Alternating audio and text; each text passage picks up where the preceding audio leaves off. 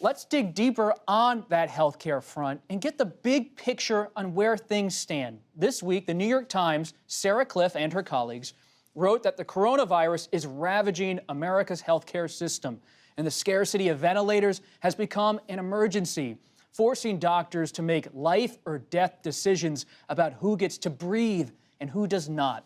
New York Governor Andrew Cuomo sounded the alarm on Thursday. At the current burn rate, we have about 6 days. And this week, Dr. Anthony Fauci, who is advising the president, said the nation should brace for more than 100,000 people to die in the coming months. As sobering a number as that is, we should be prepared for it. Is it going to be that much? I hope not. And I think the more we push on the mitigation, the less likelihood it would be that number. But as being realistic, we need to prepare ourselves that that is a possibility, that that's what we will see. Joining me is Sarah Kliff, an investigative reporter for The Times, focusing on healthcare. In terms of ventilators, Sarah, what's the reality on the ground in many states? The reality is hospitals are getting quite close to running out of these things. Ventilators are expensive. They can cost $20,000, $30,000. So you don't see hospitals keeping a lot of extra ones around. They usually have on hand only what they need to get through a rough flu season, not what they need to get through the coronavirus pandemic. So we are hearing things about hospitals getting very close to running out. States are making requests to the national stockpile. Hospitals are considering experimental techniques like using one machine to support multiple patients, using anesthesia machines to deliver ventilation. But the truth is, a lot of doctors, they're getting quite worried about having to make hard decisions about which patient gets a ventilator and which one doesn't. Beyond ventilators, take me inside the crunch the healthcare system is facing nationally as they confront this virus.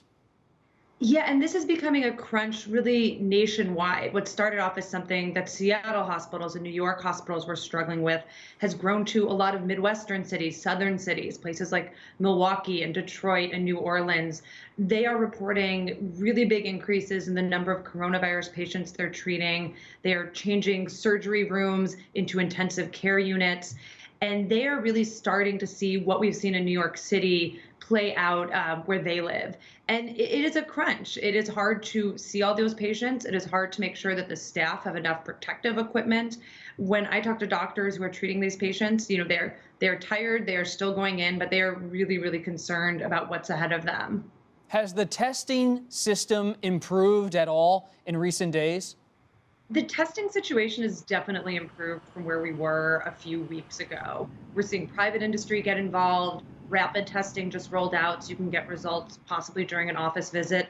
But at the same time, there are still lags. The private companies that are helping out, they have backlogs. I talked to one hospital out in Idaho who is still waiting about a week to get their test results back. So there certainly is improvement, but it is not the case that hospitals are able to get these results immediately, and that can challenge how they treat patients and who they isolate and who they don't. Sarah, we hear so much about medical supplies, but you have spent years covering access in the healthcare system. What is the state of access for many low-income Americans who are dealing with the virus? Mm-hmm. So there has been some work done to make access better, to provide free testing without copayment for those who have health insurance, to ensure that the cost of treatment will be covered. But it is also the case that, we live in a country where millions of people are uninsured, and they have kind of become accustomed to not going to the doctor when they are sick, to waiting it out, to waiting to stay at home because they are worried about such large medical bills. So we don't really know how someone who's uninsured, who's kind of got themselves used to not seeing the doctor, what they're going to do when they have coronavirus symptoms. And while we do have programs rolling out to ensure that no one has to pay for a test, that some of those costs will be covered, I think there's a pretty open question of whether Americans who are used to those high medical bills are going to even feel comfortable going to the doctor in the first place to seek treatment. Are we seeing any adjustments when it comes to Medicaid or Medicare? We are seeing generally coverage for these programs. They want people to come in. They want them to get tested. One of the big decisions that was made this week, though, was on the part of the Trump administration, who decided not to open a special enrollment period for the Affordable Care Act. Some states have been doing that, essentially telling people, if you're worried about this, you don't have health insurance, you can come sign up.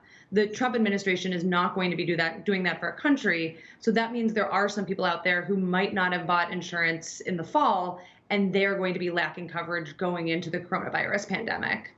The Times had some explosive reporting this week about that comfort ship. We all watched it come into New York Harbor, yet it only has few patients up on board. What are the challenges in terms of coordination at this point in places like New York? I think the challenge is you have a lot of people who need treatment, and they're trying to stand up these facilities so quickly. There's the ship, there is a field hospital in Central Park, there's another hospital being stood up at a major conference center. All of those hospitals need supplies, they need ventilators, they need beds, all at the same time. And one of the things we know about the healthcare system in America is that it is generally a for-profit business. These companies that are hospitals, that are doctor offices, they're not stockpiling these supplies. So when you need a lot of these at once, it's a huge scramble to get all of them. So you're seeing the federal government, the states, the hospitals, they're all bidding against each other for the exact same set of supplies. And that's making things really hard to get. We also have some evidence that it's driving up the price of really key pieces of equipment. So it's this everybody scrambling for the same supplies that makes it really hard to get the supplies actually in place. And Sarah, finally, as this week ends and you look at your notebook and the whole healthcare beat, what are you looking ahead to next week? What matters in terms of healthcare right now? What I'm looking at is the fact you're seeing more and more cities have their own outbreaks. It's not New York and Seattle anymore. It's New York and Seattle and Detroit and Milwaukee and New Orleans. And that's going to be an even bigger crunch on the healthcare system. The desire for protective equipment, for ventilators, for hospital beds, that's going to grow and grow. What we're going to watch next week is how multiple major cities all battle coronavirus at the same time and try to get the exact same set of supplies.